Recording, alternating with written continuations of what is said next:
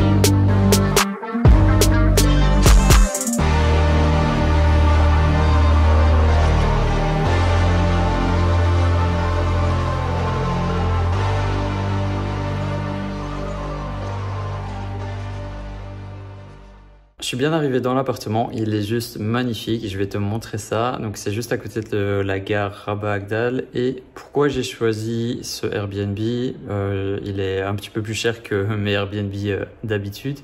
J'ai choisi celui-ci parce que peut-être que je vais tourner des interviews dans l'appartement, je ne sais pas encore. A priori, comme ça se prépare, ça va être en extérieur, mais si jamais je dois faire une interview, je peux la faire ici. L'appartement, il est magnifique. Il y a une télé énorme. Je sais pas si je vais l'utiliser, mais elle est vraiment énorme. Ça va un petit peu me réconcilier avec Airbnb parce que ma dernière expérience a été catastrophique.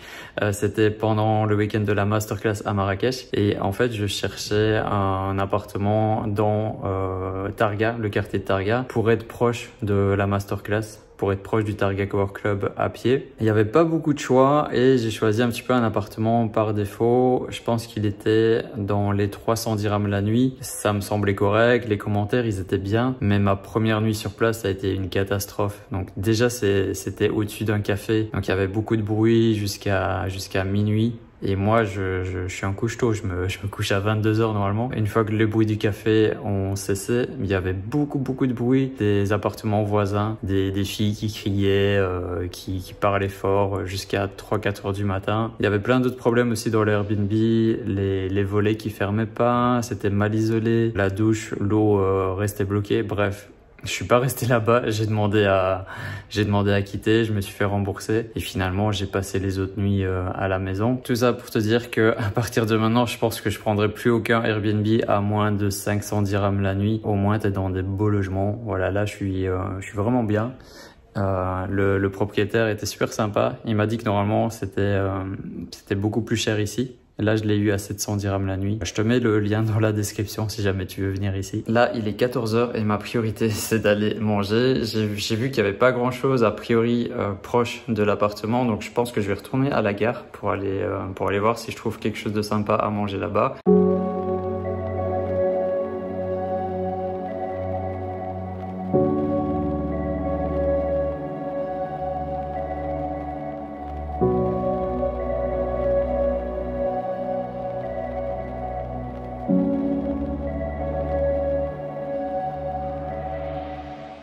Bon, j'avoue, j'ai choisi la facilité. C'était le plat du jour, un bon couscous bœuf dans la gare. Comme ça, j'ai pas eu besoin de chercher un resto. Là, je viens de faire ma petite sieste, 26 minutes, parce que quand même, je m'étais levé super tôt pour prendre le train. Et maintenant, je vais aller au centre-ville. Je vais essayer d'aller avec le tram. Donc, je pense que c'est le plus rapide. On va voir comment ça se passe. Et je vais un petit peu me promener au centre-ville, mais je vais pas trop tarder parce qu'à 21h, on a un live avec les membres de la formation Objectif Maroc. Et je voulais aussi préciser, puisque la dernière fois que j'ai fait un vlog où j'étais de passage à Rabat, puis j'avais été à Chefchaouen, et il y a un mec dans les commentaires qui m'était tombé dessus pour me dire oui, ça représente pas du tout Rabat, Rabat c'est pas ce que t'as montré. Donc je veux préciser, ce n'est pas un reportage sur Rabat, ce n'est pas un documentaire sur Rabat. Moi, je veux juste partager mon quotidien, ce que je vis, les rencontres que je vais faire, les interviews que tu découvriras un peu plus tard sur la chaîne.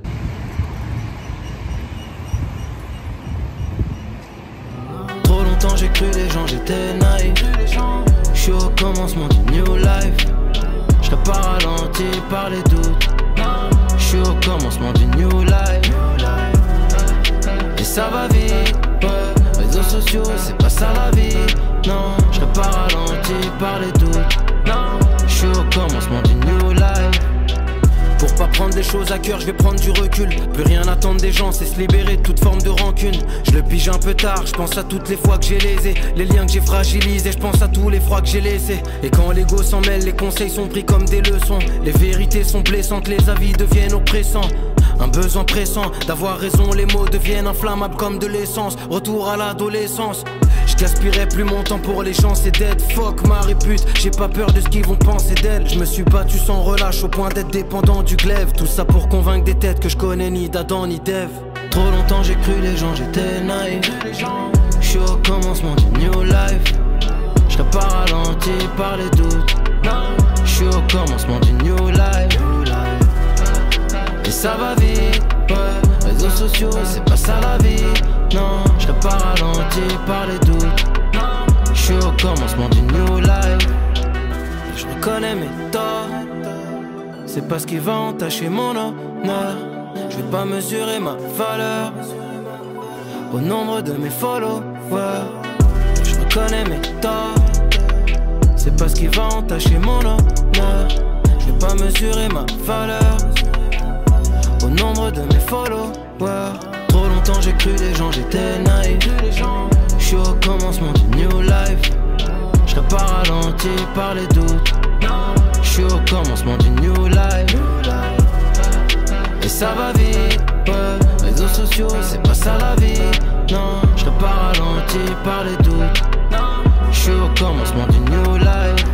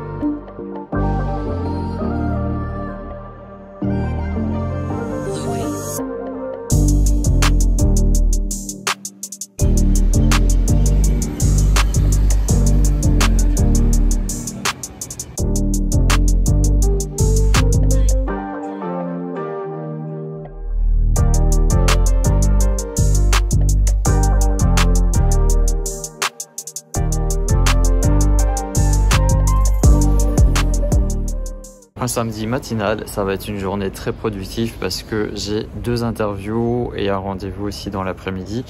Donc je vais te partager tout ça, tout ce qui va se passer cette journée. Je te mettrai des petits extraits aussi des 2 interviews. Lâcher prise, lâcher prise à fond, parce que tout se fait à un moment ou l'autre. Si ça se fait pas, c'est que c'est pas le bon moment, mais ça va arriver, c'est sûr. Ne pas avoir de préjugés, c'est-à-dire que, enfin c'est facile à dire, mais en vrai, ce qu'on peut prendre comme un rejet ou voilà, c'est pas forcément le cas. Quelquefois, culturellement, il y a des choses qu'on n'a pas compris ou qu'on a mal interprétées. Et il faut pas le prendre pour soi et se dire, ok, en fait, revenir à la charge d'une autre manière, en fait, tout simplement. Et voilà, et pas lâcher l'affaire. Par contre, faut pas lâcher. Faut être endurant. Mais franchement, tout arrive. Tout arrive. Mais je pense que l'entrepreneur, il doit pas lâcher, continuer et se faire des contacts, rencontrer des gens avec beaucoup d'indulgence, se dire voilà comment est-ce que les gens ils évoluent, comment est-ce que toi t'as fait. Moi je fais ça souvent, enfin, je sais pas comment je vais sortir mon projet, je parle avec plein de gens, ah toi t'as fait ça comme ça, ah cool, et toi t'as fait ça, ok, et comment tu fais quand t'es bloqué là, ok. En fait on va trouver une solution, il faut rester ouvert et vraiment prendre le feedback, ça va se faire, ça va arriver, il faut tenir bon.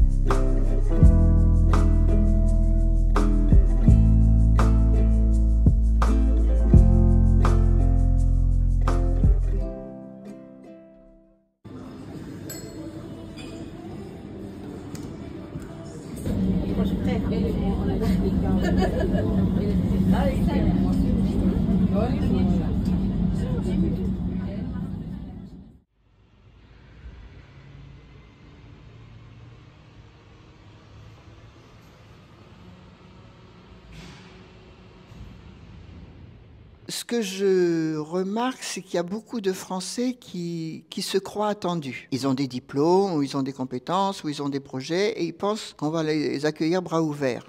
Ben non. S'il n'y a pas eu une demande, à toi de te faire accepter, mais tu n'es le bienvenu que s'il y a une demande et que tu as répondu à cette demande. Et il n'y en a pas beaucoup, parce que des demandes, il n'y en a pas, à part des trucs très ciblés ou...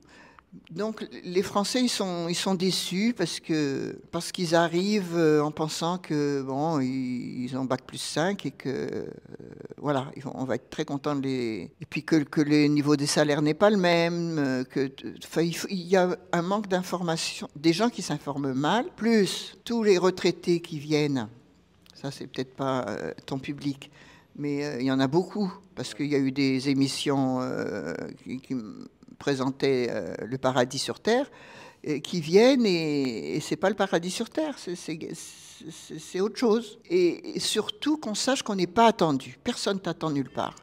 Donc à toi de faire ton trou, à toi de proposer des choses, à toi, mais personne t'attend et ne sois pas déçu qu'on te dise non ou qu'on ne dit pas forcément non ici, on te laisse sans réponse. Mais ce qui veut dire non. Donc voilà, ce que je pense, c'est qu'il faut qu'il y ait une information, que les gens s'informent, parce qu'il y a des gens super naïfs qui...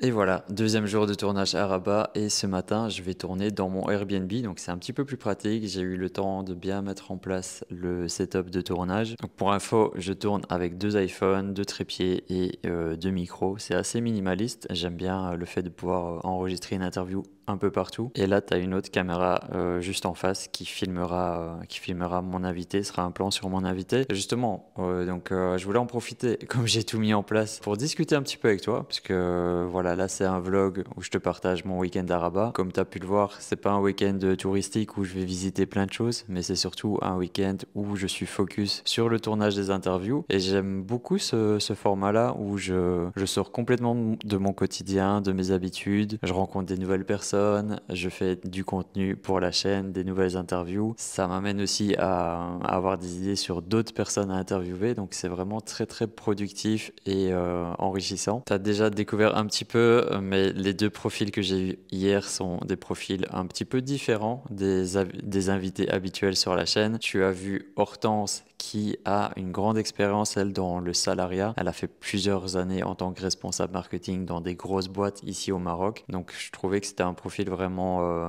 intéressant, atypique. Elle a une belle énergie aussi. C'est la créatrice de ces t-shirts.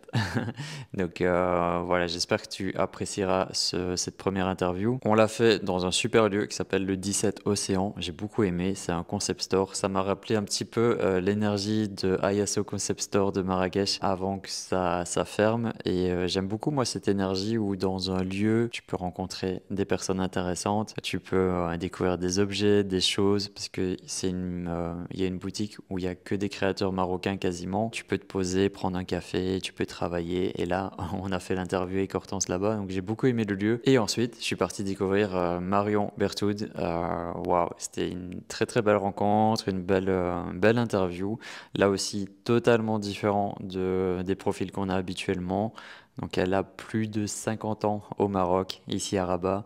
Elle m'a raconté son histoire depuis, elle avait la vingtaine, elle a quitté Paris pour venir ici à Rabat. J'ai beaucoup aimé sa façon de raconter son histoire. C'était un petit peu comme si je me plongeais dans un roman et j'ai beaucoup apprécié.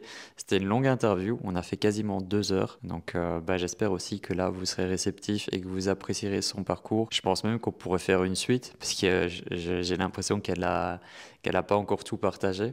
Donc à voir selon vos retours si je fais une suite avec elle. Aujourd'hui, j'ai encore 2 interviews à réaliser, encore 2 profils totalement différents. Ici même, je vais avoir Elisa, qui est une femme belge qui vient fraîchement d'arriver à Rabat. Elle est enseignante, donc elle va te raconter un petit peu son parcours. Et ensuite, l'après-midi, j'ai un couple d'architectes qui sont des abonnés de la chaîne et je me réjouis de découvrir ces 3 nouvelles personnes et de te les présenter ensuite via les interviews. Pour moi, c'est le combo parfait d'allier l'aspect voyage et travail. Donc voilà, de faire des interviews, de voyager, de changer un petit peu d'air. J'ai envie de le faire aussi dans d'autres régions du Maroc, d'autres villes. Mais là, les prochaines semaines vont être très très intenses. Je t'en parle un tout petit peu.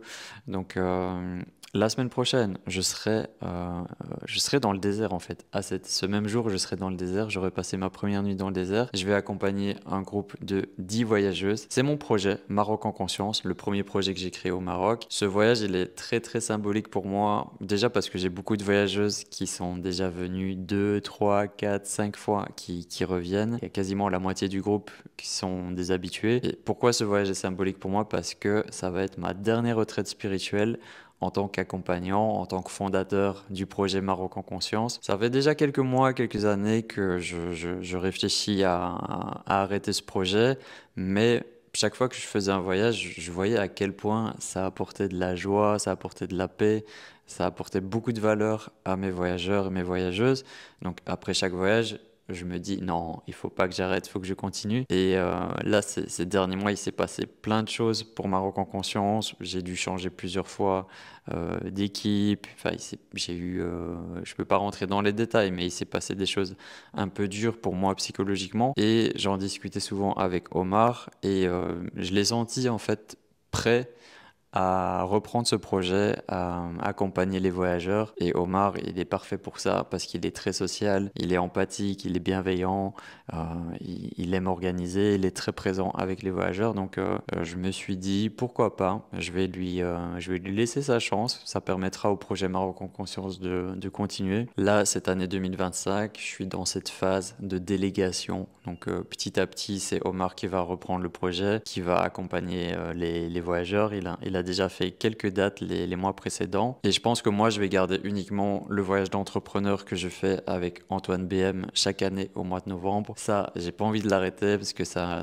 vraiment, ça me donne énormément de joie de partager ce temps avec tous ces entrepreneurs. Mais je pense que les retraites classiques, là, j'ai dû faire plus de 40 voyages depuis 2016.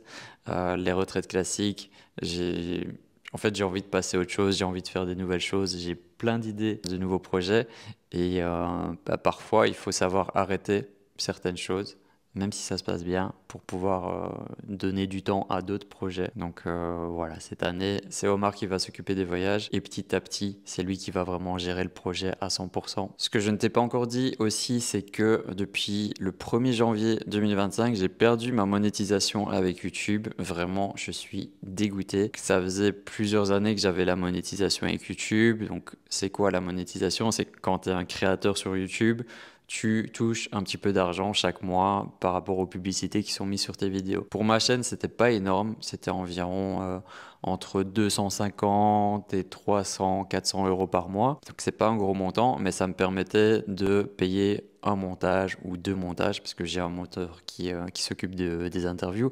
Donc ça me permettait au moins de rentabiliser ça. Mais depuis le 1er janvier, c'est la galère totale. Alors je t'explique rapidement sans rentrer trop dans les détails. Comme j'ai ma société anglaise qui fonctionne pour cette activité, et pour l'instant je recevais l'argent de YouTube sur mon compte personnel marocain, je me suis dit, je vais plutôt mettre cet argent-là sur la société et l'utiliser comme une rentrée d'argent de la société. J'ai fait la mauvaise manipulation de vouloir ajouter un nouveau compte AdSense sur YouTube.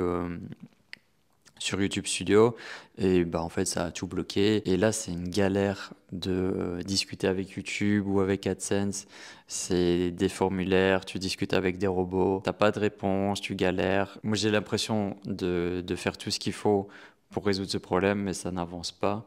Donc voilà, là ça fait quasiment 2 mois qu'il n'y a plus de monétisation sur la chaîne. Donc c'est un petit peu décourageant, mais voilà, je continue de mettre de l'énergie pour résoudre ce problème. On verra comment ça évolue. Et donc, raison de plus pour activer une nouvelle fonction qu'on a mis en place, c'est les collabs. Donc si jamais tu as envie de sponsoriser une vidéo, parce qu'on a une grosse audience très qualifiée, si jamais tu as envie de passer sur la chaîne, de présenter ton projet, peu importe la collab que tu imagines, n'hésite pas. Donc il y a une page sur notre site qui s'appelle Collab, tu la retrouveras dans la description. Il y a un petit formulaire à remplir et moi ensuite je valide ou non le potentiel collab, enfin la potentielle collab qu'on va faire ensemble. Donc j'ai perdu la monétisation, mais peut-être que grâce à ces collabs, à ces sponsors, ces partenaires, peut-être que ça pourra financer en tout cas les futurs montages des nouvelles interviews. Encore quelques mots, donc là mes prochains jours, donc ici je termine mon voyage à Rabat, après j'ai la retraite spirituelle dans le désert, et après ça va se terminer juste avant le Ramadan, et ensuite je vais partir à Tenerife. On m'a souvent parlé de Tenerife, donc là j'ai eu envie de découvrir ça. Je choisis souvent la période du Ramadan pour voyager, parce que comme il y a différentes choses qui sont bloquées pendant le Ramadan, ma salle de sport aussi, elle n'est pas ouverte aux heures où je m'entraîne habituellement le matin. Donc je me suis dit, je vais encore voyager cette année, donc on va découvrir Tenerife, peut-être que je te montrerai quelques images. Je vais là-bas pendant 1 semaine et après je pars environ 10 jours en Belgique. C'est un petit peu mon voyage annuel en Belgique pour retrouver ma famille, quelques amis, visiter ma grand-mère. Donc voilà, ça va être assez intense jusque fin mars. Et après, à partir de début avril, je vais continuer à travailler sur la formation en ligne Objectif Maroc. L'objectif là, c'est de terminer la formation. Elle est quasiment finie, mais il me reste un gros module sur comment entreprendre au Maroc que je suis en train de préparer. Donc voilà, ça, je pense avril, mai, je vais être focus là-dessus et faire la grosse sortie de la formation, donc dans sa version terminée, au mois de mai, juin de cette année. Lorsque la formation sera terminée, je mettrai en place un nouveau système pour pouvoir la proposer à des nouveaux membres. Je pense que je vais me former aussi à la publicité pour tester un petit peu si ça fonctionne avec la publicité. Et après, j'ai pas mal d'idées, j'ai un nouveau projet en tête aussi que je suis en train de mettre en place petit à petit, mais bon, c'est pas encore le moment de t'en parler. Et j'ai aussi eu envie de refaire des vidéos sur la chaîne qui ont très bien marché, donc la vidéo sur le budget pour s'installer au Maroc, enfin pour vivre au Maroc, et une autre vidéo sur les avantages et les inconvénients de vivre au Maroc. C'est des vidéos qui ont très très bien marché, 200 000 vues, 100 000 vues, et elles datent un petit peu, donc j'ai envie de leur donner une version, une V2, une nouvelle version. Je vais faire ça dans un studio de podcast à Marrakech. Donc, ce sera une première pour moi de faire des vidéos avec un prompteur dans un studio professionnel. Je t'en reparlerai. Donc, ça, voilà. Maintenant, tu sais tout sur mes prochains challenges, mes prochains défis, ce qui va se passer pour moi dans les prochaines semaines. Dis-moi dans les commentaires pour toi comment ça se passe en ce moment. Est-ce que tu as toujours prévu de vivre au Maroc? Est-ce que tu es peut-être déjà au Maroc en ce moment? Et je vais te laisser maintenant avec la suite du vlog. Il nous reste une journée avec 2 interviews, peut-être des petites choses. Donc, je ne sais même pas ce qui va se passer. Donc, c'est parti.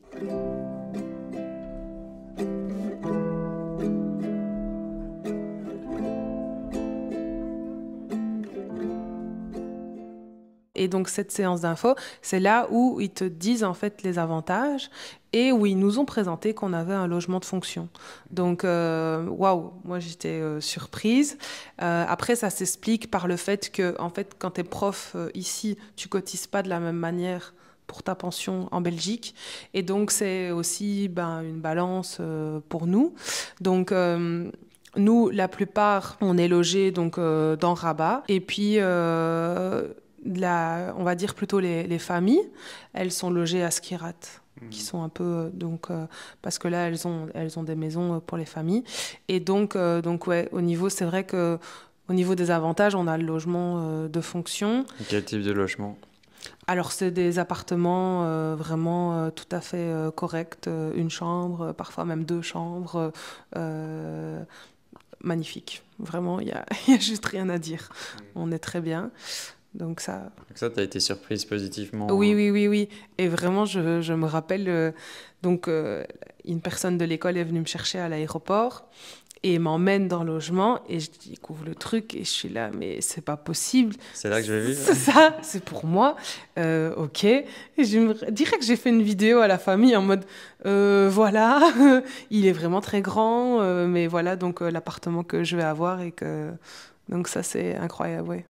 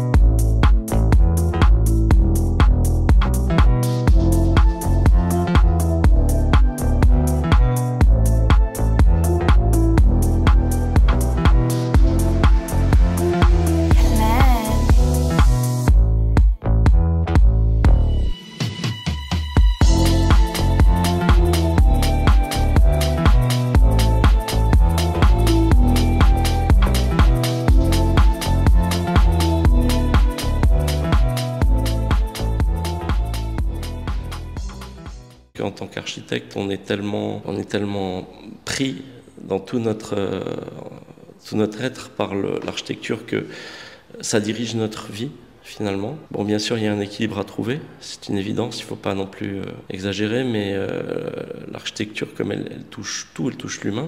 D'ailleurs, faire une architecture, c'est une question d'humain avant d'être une question matérielle. C'est étonnant parce que moi, au centre-ville de Rabat, j'ai le même sentiment qu'à la ville de Turin en Italie.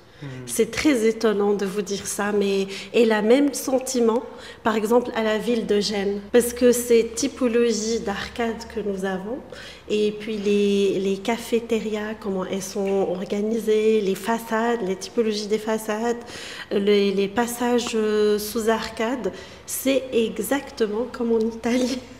C'est très étonnant. Et même la manière dans les boutiques de vente de vêtements, la façon dont les vêtements, même aujourd'hui, cette influence est restée. Et puis comme en Italie, les choses n'ont pas autant bougé qu'en France, par exemple. Donc parfois on sent 50 ans d'écart des fois. Et vraiment, on a l'impression d'être à l'avenue Hassan II au centre-ville à Rabat.